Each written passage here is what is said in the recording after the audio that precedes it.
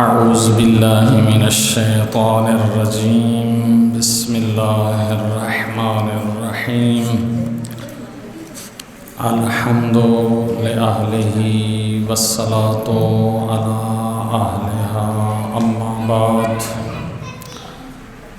فقد قال اللہ تعالی فی القرآن المجید والفرقان الحمید وقولہ الحق اصدق القائلین بسم اللہ الرحمن الرحیم انک لعلی خلق عظیم وقال اللہ تعالی مقام الآخر وَقُلْ لِعِبَادِي يَقُولُ الَّتِي هِيَ أَحْسَنُ قال امام باقر علیہ السلام ان اکمل المؤمنین ایمانا احسنهم خلقا صلوات اللہ محمد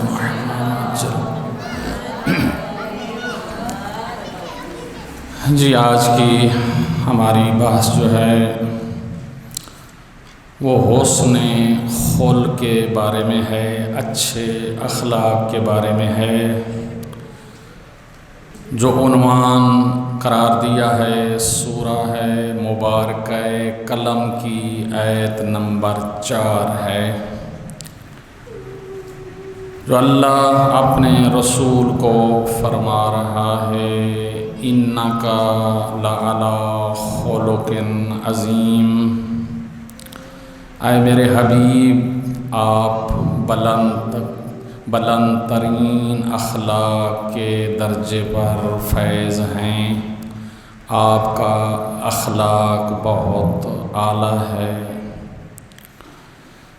دوسری آیہ مبارکہ کا ایڈریس بھی نوٹ کر لیں۔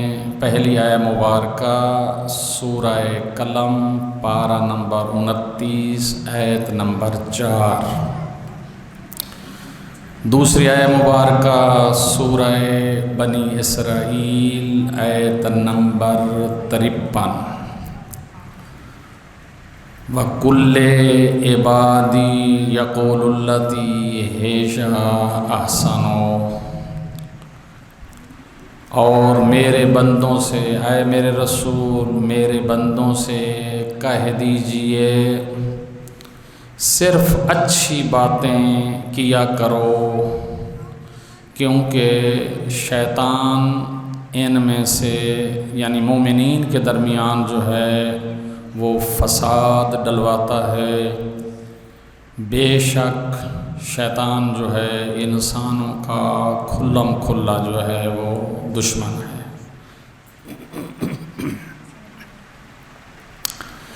یہ بنی اسرائیل کی آیہ مبارکہ 53 ہے۔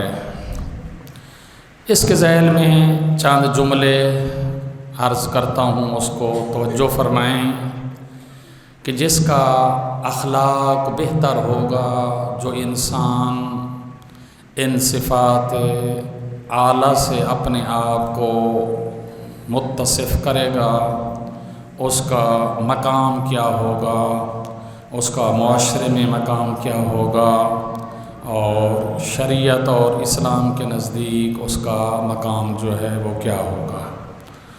پہلا جملہ حسن خلق کی مختصر اگر ہم وضاحت کریں تو یہ کہہ سکتے ہیں اچھا اخلاق اعلیٰ نفسیات کا مالک ہونے کی علامت ہے۔ یہ پہلا جملہ ہے، اچھا اخلاق اعلیٰ نفسیات ہونے کی علامت ہے۔ فکر اور عقل میں اعلیٰ توازن رکھنے والا ہی اعلیٰ نفسیات کا مالک ہوتا ہے۔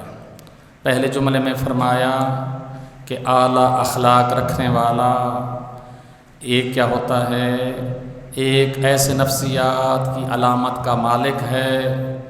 پھر فرمایا فکر اور عقل میں اعلیٰ جو توازن ہوتا ہے، جو انسان اپنے اندر یہ توازن رکھتا ہے، وہ اعلیٰ نفسیات کا مالک ہوتا ہے۔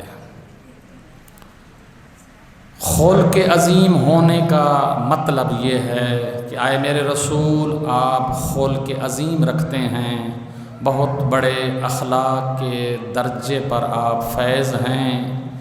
خلق عظیم ہونے کا مطلب یہ ہوتا ہے وہ ذات عقل عظیم کی مالک ہے۔ جو خلق عظیم رکھتا ہے وہ ذات عقل عظیم کی مالک ہے۔ اس طرح اسی کو ہم کہہ سکتے ہیں جو روایات میں تعبیر کیا ہے کہ فرمایا اسی طرح مخلوق اول بھی جناب رسالت مآب صلی اللہ علیہ وآلہ وسلم کو کہا گیا ہے، یا نور محمدی بھی کہا گیا ہے۔ اور ایک بات یہ بھی ہے کہ دیوانے کب اس ہستی کو درک کر سکتے ہیں؟ جو اتنی اعلیٰ اخلاق کا مالک ہو، جو عقل ناقص رکھنے والے لوگ ہوتے ہیں، اس شخصیت کو کب درک کر سکتے ہیں، کب ان کی معرفت تک جو ہیں وہ پہنچ سکتے ہیں؟ تو اسی کو حدیث میں یوں بھی بیان کیا گیا کہ اول ما خلق اللہ نوری۔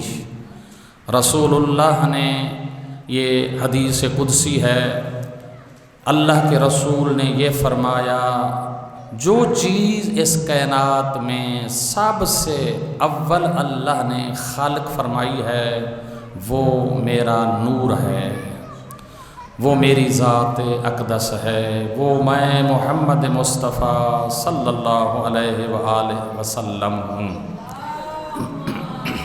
یا محمد وآل محمد وعجل۔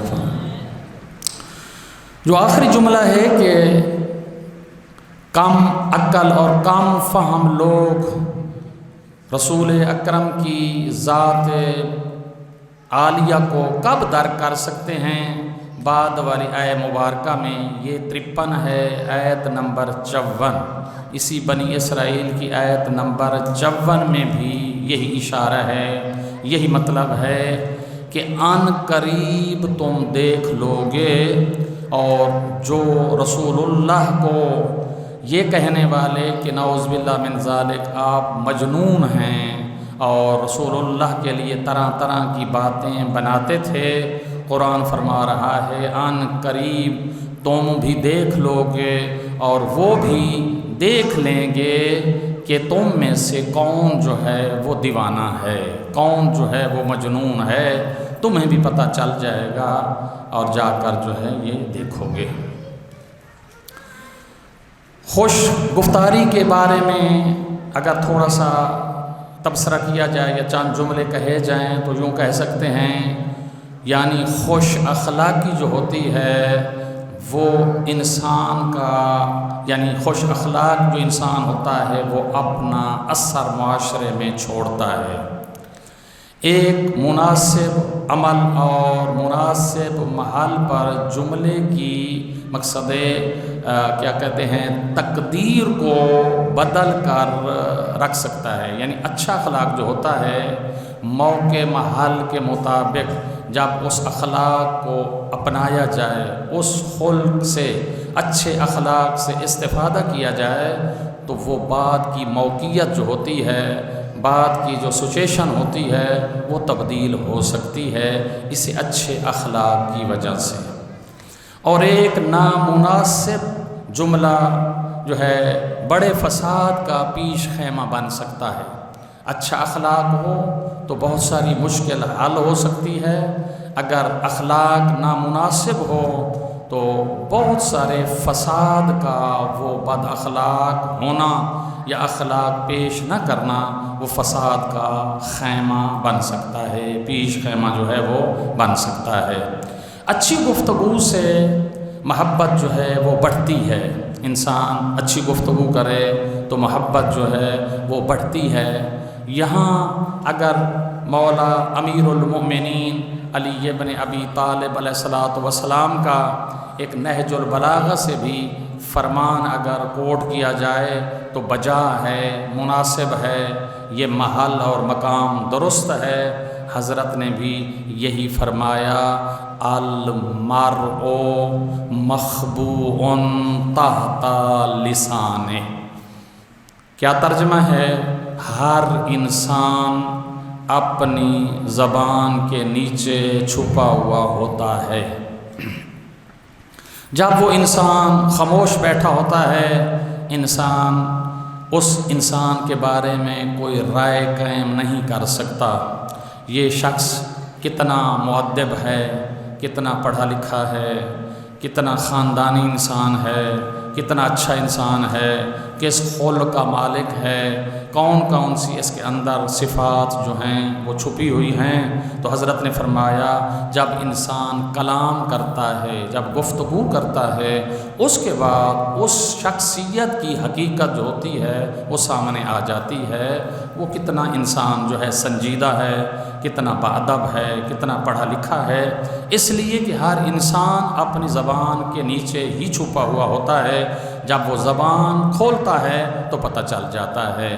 تو اس لیے اردو کا جملہ بھی ایک میرا خیال ہے محاورہ استعمال کیا جاتا ہے کہ زبان جو ہے بہرحال ایک چابی کی مانند ہے، ایک جسم جو ہے پورا تالے سے تشبیہ دی گئی ہے، جو زبان ہے وہ چابی کی مانند ہے، جب اس تالے کو چابی لگائی جاتی ہے، اس کمرے کو، اس محل کو جب وہ چابی لگائی جاتی ہے، اس کا تالا کھول دیا جاتا ہے تو آگے ہر حقیقت جو ہوتی ہے وہ عیاں ہو جاتی ہے، واضح ہو جاتی ہے کہ اس مکان کو، اس کمرے کو، اس محل کو تالا لگا ہوا تھا، کھول کر دیکھ لیتا ہے انسان کہ کیا ہے۔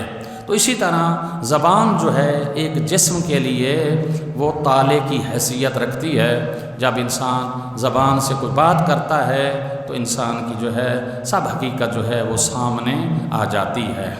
اس کے برعکس بھی جملہ ہے کہ گفتگو مثلا پیار سے اور اخلاق سے جب بات کی جائے محبت بڑھتی ہے، اگر بد کلامی کی جائے تو اس سے دشمنی بڑھتی ہے۔ اچھا اخلاق وہ چیز ہے کہ اچھی گفتگو سے محبت بڑھتی ہے اور بد کلامی سے جو ہے وہ دشمنی پیدا ہوتی ہے۔ اس لیے اس آیات کے جو ہے سیاق و سباق سے جو ہے یہ بھی آیا ہے کہ شیطان جو ہے وہ انسانوں کا کھلم کھلا دشمن ہے۔ کیوں دشمن ہے؟ اس لیے کہ شیطان انسانوں کو فساد کی طرف لے جاتا ہے، یعنی کیا انسانوں کو شیطان جو ہے وہ ورگلا لیتا ہے اور ان سے جو ہے وہ بہرحال بد کلامی کرا دیتا ہے۔ بد کلامی کے بعد جو ہیں بہت سارے نتائج جو ہوتے ہیں وہ غلط سامنے آتے ہیں، لہٰذا نتیجہ کیا نکلا؟ اچھا اخلاق جو قرآن نے ہمیں فرمایا، انسان اچھے اخلاق کے ساتھ جو ہے زندگی گزارے۔ اسی چیز کو امیر المؤمنین علی ابن ابی طالب علیہ الصلوۃ والسلام نے نہج البلاغہ میں ایک اور بھی حضرت کا جو ہے ایک چھوٹا سا فرمان ہے، وہ بھی زندگی گزارنے کے دستور کی طرف امیر المؤمنین نے جو ہے وہ اشارہ فرمایا۔ حضرت نے فرمایا خالط الناس مخالطۃ معہا بکو علیکم وحنوا الیکم۔ اے لوگوں کے درمیان اس طرح مل جل کر رہو، اس طرح زندگی گزارو، اگر تم زندہ رہو لوگ تمہارے ملنے کے مشتاق رہیں، لوگ تمہاری ملنے کی آرزو کریں کہ فلاں شخص کو جا کر ملیں۔ جب ملتے ہیں تو ایمان تازہ ہو جاتا ہے، خدا یاد آ جاتا ہے، آخرت یاد آ جاتی ہے۔ بہت سارے ہمارے عقیدے میں یا اخلاق میں جو ہے ایک تھوڑا سا جو ہے ٹیڑھا پن پیدا ہو چکا ہوتا ہے، جب فلاں آدمی سے گفتگو ہوتی ہے، ملاقات ہوتی ہے تو بہت ساری چیزوں کی اصلاح ہو جاتی ہے۔ تو حضرت نے فرمایا اگر زندہ رہو تو اس طرح کی زندگی گزارو لوگ تمہارے ملنے کے مشتاق رہیں، لوگوں کے دلوں میں چاہت ہو، تمہارے لیے وقت جو ہیں وہ نکالیں اور تمہاری آرزو کریں کہ فلاں شخصیت سے، فلاں انسان سے جو ہے ملاقات ہو جائے۔ اس کی ملاقات انسانوں کو بہت زیادہ فائدہ دیتی ہے۔ زندگی گزارو تو اس طرح۔ دوسرا جملہ کہ اگر ما بقو علیکم، اگر تم مر جاؤ، تمہیں موت آ جائے تو لوگ تمہاری ایک ایک نیکی کو، ایک ایک اچھائی کو، ایک ایک صفت کو، ایک ایک جو ہے آپ کی اس اعلیٰ جو ہے صفت کو یاد کر کے جو ہیں وہ روئیں، تمہارے اوپر آنسو بہائیں۔ تو ہمارے معاشرے میں یہ بھی ضرب المثل جو ہے مشہور ہے۔ کچھ لوگ ایسے ہوتے ہیں جب مر جاتے ہیں تو لوگ یوں کہتے ہیں الحمدللہ اللہ کی زمین ایک فساد سے جو ہے وہ خالی ہو گئی۔ تو ایسی زندگی جو ہے نہیں گزارنی چاہیے۔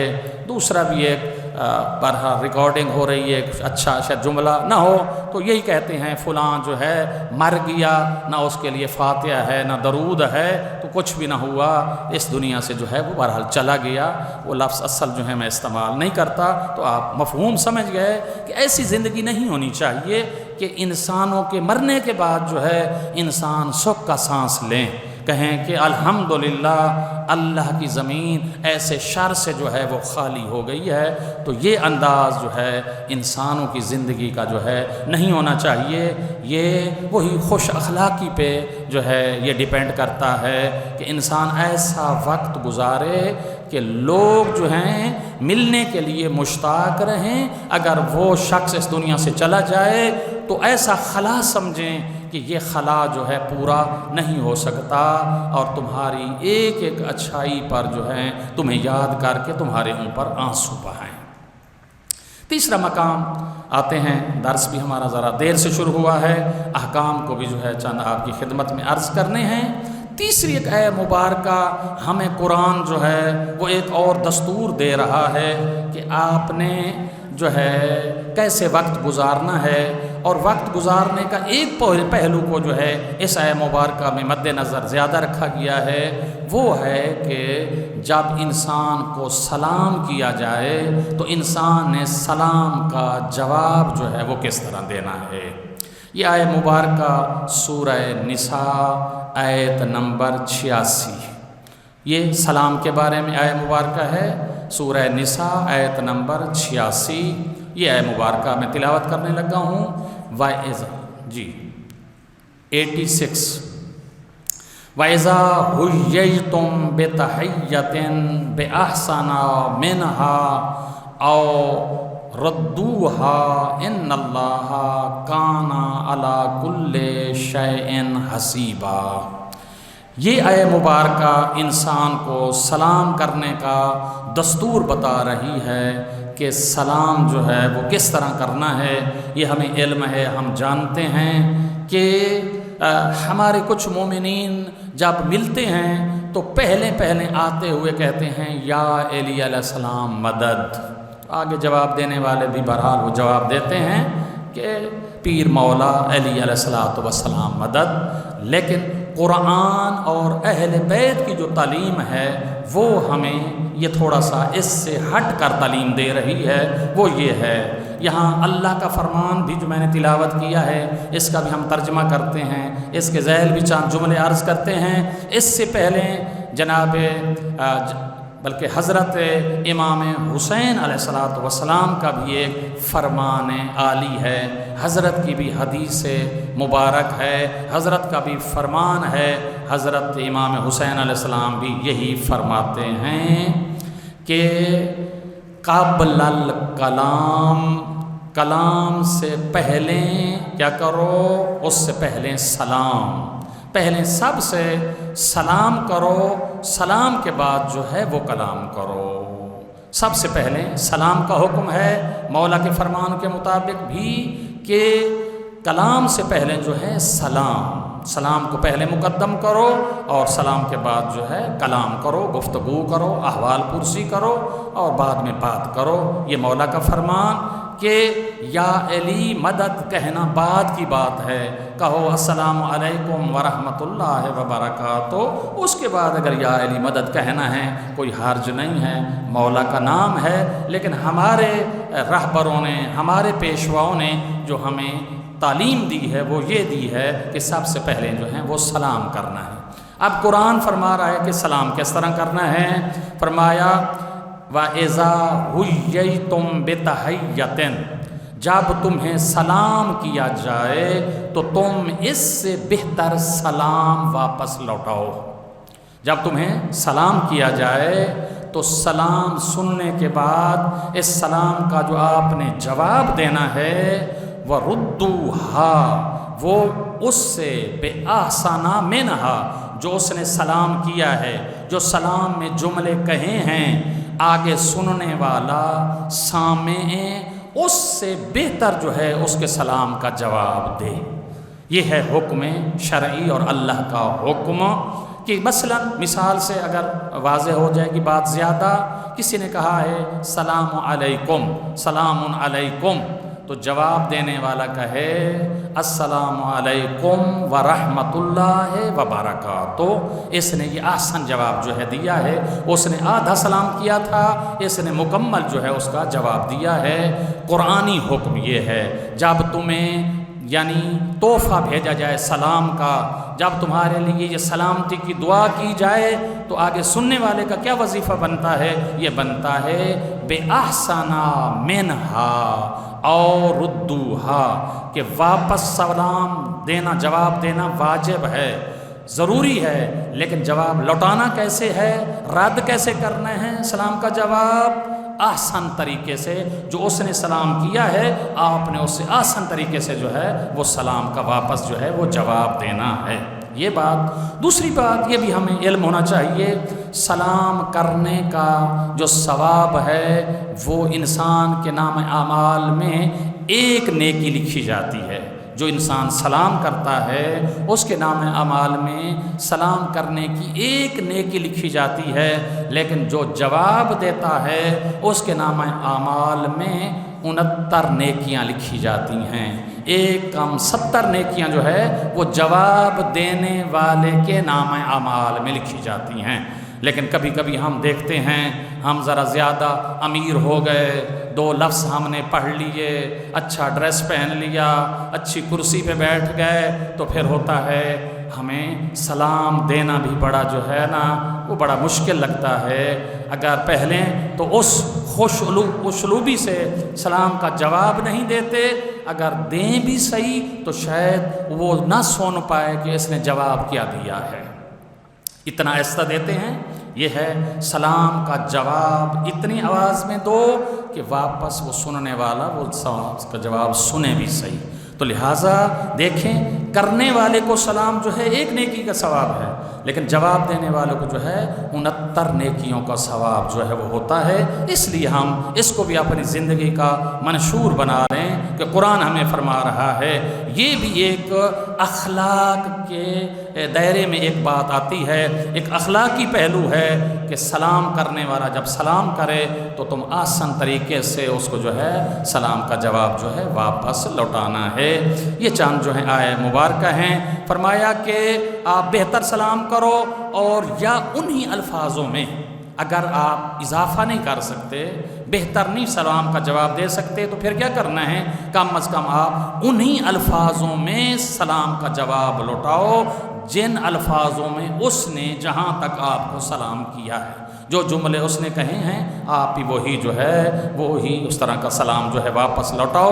آگے آیت کے آخر میں ہے کہ اللہ یقیناً ہر چیز کا حساب لینے والا ہے، وہ جانتا ہے دلوں کے رازوں کو بہتر جانتا ہے، وہ ذات علیم بذات الصدور ہے، اس کو بتانے کی ضرورت نہیں ہوتی، بس جس ارادے سے آپ نے سلام کیا ہے وہ بھی جانتا ہے، جس ارادے سے اس سلام کا جواب دیا ہے خالق وہ بھی جانتا ہے، لیکن کم از کم ظاہری حکم جو ہے وہ یہی ہے، اس کی اور بھی جو ہے بہت ساری وضاحت ہے۔ تو بس آخری یہ 3 آیے مبارکہ تھیں جو حسن اخلاق کے بارے میں ایک امام محمد باقر علیہ السلام کا بھی چاند روایتیں جو ہیں میرے سامنے ہیں، لیکن ان میں سے میں 1-2 جو ہیں فقط تلاوت جو ہے کرتا ہوں۔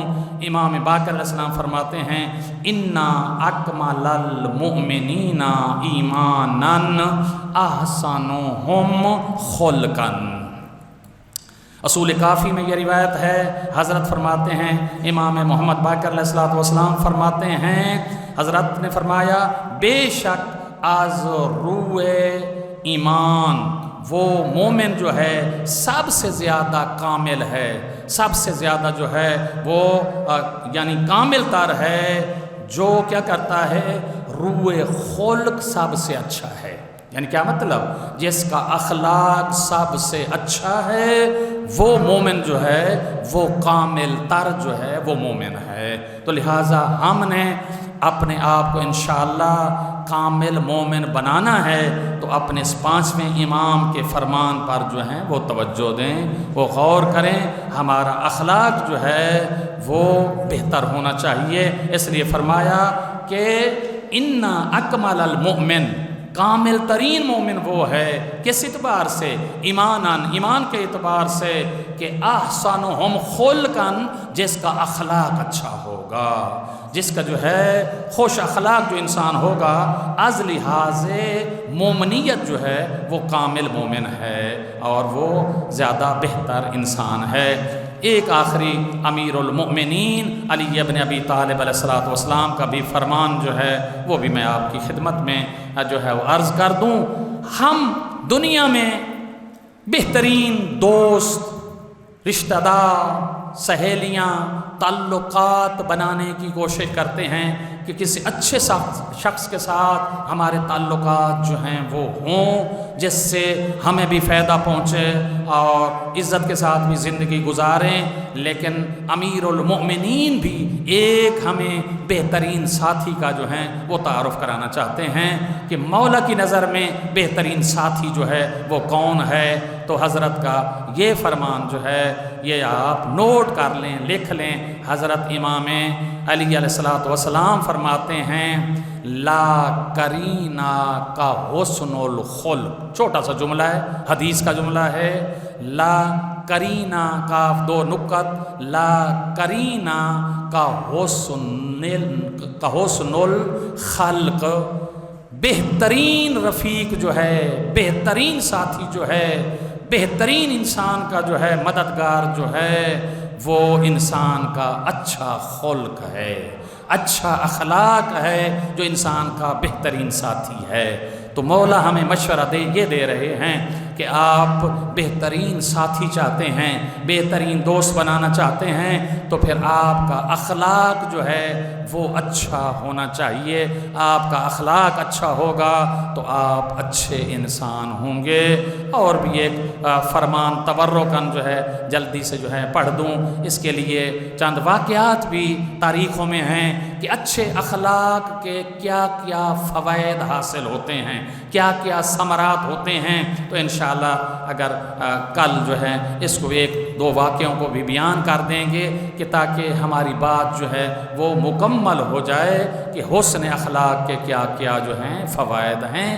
آج آپ کی خدمت میں 3 آیے مبارکہ اور مولا کے 2 فرمان، ایک 5ویں امام کا، ایک پہلے امام کا جو ہے وہ فرمان آپ کے سامنے جو ہے پیش کیا ہے۔ انشاءاللہ ان کو ہم اپنی زندگیوں میں لاگو کرنے کی کوشش کریں۔ اور ہم سب چیزوں کو نہیں جانتے لیکن یہ اللہ کے نمائندے جانتے ہیں، یہ ہمارے ہادی و پیشوا جانتے ہیں ہم انسانوں کے لیے کیا کیا چیز جو ہے وہ مناسب اور بہتر ہے۔ تو بس احکام کے حوالے سے بس یہی عرض کروں گا کہ ہمیں احکام کے حوالے سے نماز وضو کے بعد بہت مہم مسئلہ ہے اور انشاءاللہ اس کو اگر وقت بچا تو کچھ اس کے بارے میں بیان کریں گے، مسائل جو ہیں نماز کے۔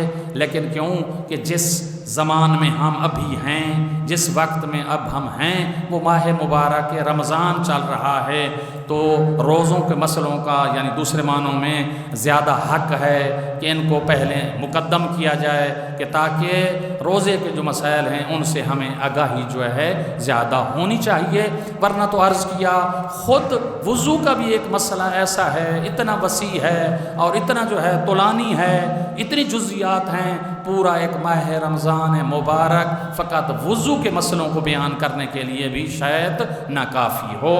تو بس آج کی مناسبت سے جو ہیں، کیونکہ روزوں کا مہینہ ہے، ماہ مبارک رمضان ہے، ہم سب پہلے جانتے ہیں، لیکن وہی بات، وہی قاعدہ کلیہ جو اللہ نے قانون دیا ہے کہ وَذَكِّرْ فَإِنَّ الذِّكْرَ تَنفَعُ الْمُؤْمِنِينَ، مومنین کو جو ہے وہ یاد آوری کروانا اور ذکر دینا جو ہے وہ نفع سے خالی نہیں ہے، اس میں ضرور نفع ہوتا ہے۔ تو آج احکام کے حوالے سے ہمیں یہ یاد ہونا چاہیے، ہم جب روزہ رکھا ہوا ہے، ہم روزے دار ہیں، تو ہم نے کون کون سے کام نہیں کرنے جس کے اس کام کرنے کی وجہ سے ہمارا روزہ جو ہے وہ باطل ہو جائے گا، وہ ٹوٹ جائے گا۔ تو اس کو عنوان جو دیتے ہیں وہ یہی دیتے ہیں، یعنی مبطلات روزہ، روزے کو توڑنے والی چیزیں کتنی ہیں؟ جواب اس کا 9 چیزیں جو ہیں روزے کو توڑنے والی ہیں،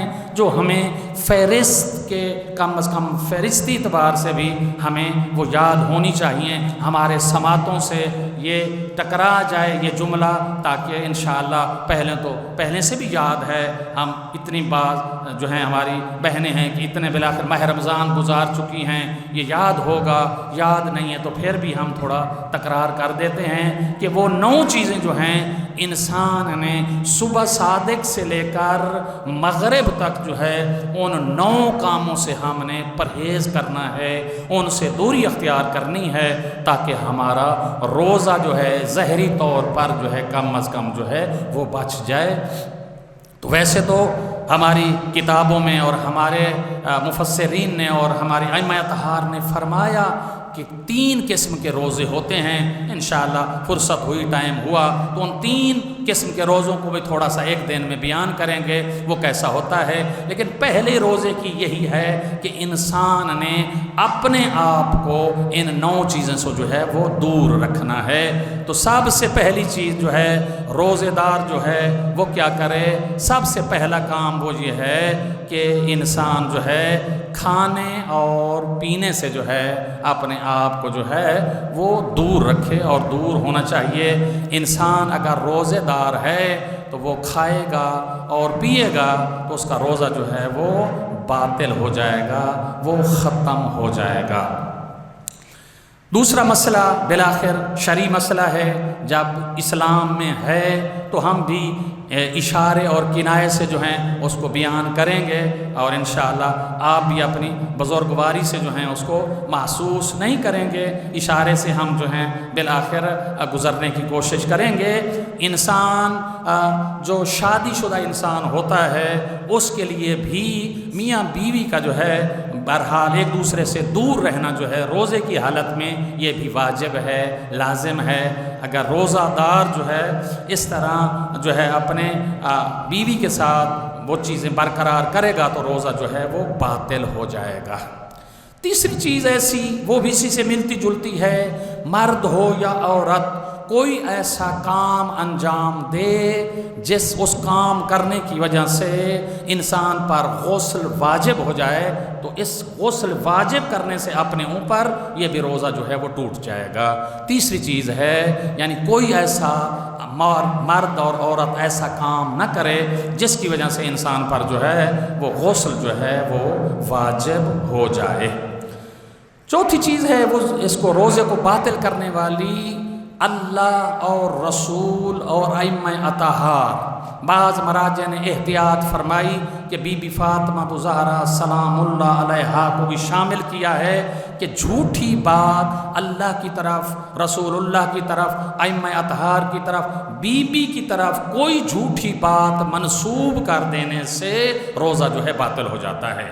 اللہ نے نہیں فرمایا، رسول اللہ نے نہیں فرمایا، ہمارے کسی امام نے نہیں فرمایا، ہم نے سمجھتے ہوئے یہ بات انہوں نے نہیں فرمائی، ہم نے ان کی طرف نسبت دے دی، اللہ نے یہ فرمایا ہے۔ تو اس ایک بات پہ بھی کم از کم 1 گھنٹے کی گفتگو ہو سکتی ہے کہ انسان کس طرح احتیاط کرے۔ اگر ماہ رمضان میں روزے کے ساتھ کوئی بات کرنی بھی ہے شرعی تو کس طرح کرنی ہے، بہرحال آپ وقت نہیں ہے تو یہی آپ ایک ہی جملہ ذہن میں رکھیں، اللہ رسول کی طرف جو ہے جھوٹی بات کو جو ہے وہ منسوب نہیں کرنا۔ 5ویں چیز جو روزے کو جو ہے وہ باطل کر دیتی ہے وہ جو ہے غبار، غلیظ غبار، گاڑھا غبار انسان حلق کے نیچے لے جائے۔ انسان جھاڑو دے رہا ہے، مثلا اس طرح ایسی جگہ پہ ہے جہاں کوئی آٹے والی مشین ہے، ایسے گرد و غبار کوئی اٹھ رہا ہے، گھر میں ایسا کوئی کام ہے انسان کو کر رہا ہے تو منہ لپیٹا ہوا نہ ہو اور انسان کے حلق کے نیچے وہ گرد و غبار چلا جائے، بلغم کے ذریعے انسان اس کو اندر لے جائے تو یہ گاڑھے غبار کی وجہ سے بھی روزہ انسان کا جو ہے باطل ہو جاتا ہے۔ یہ 5ویں چیز ہے، اس کو جو ہے انسان احتیاط کرے۔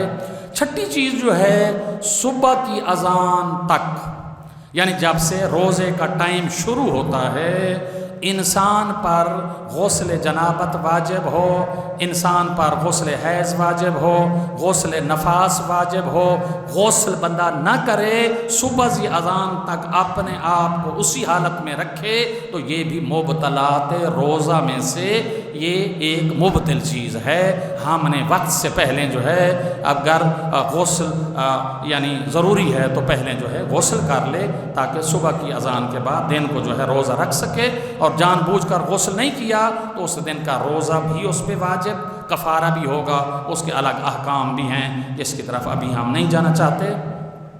7ویں چیز حقنہ کرانا ایک ڈاکٹری اعتبار سے ہے۔ آپ جانتے ہیں مایہ دار چیز سے کوئی مریض ہو جاتا ہے، قبض ہو جاتی ہے تو یہ ڈاکٹروں کا کام ہے کہ مایہ دار چیز سے جو ہیں وہ حقنہ کرتے ہیں۔ اس انیما کرنے سے، اس حقنہ کرنے سے بھی روزہ جو ہے باطل ہو جاتا ہے۔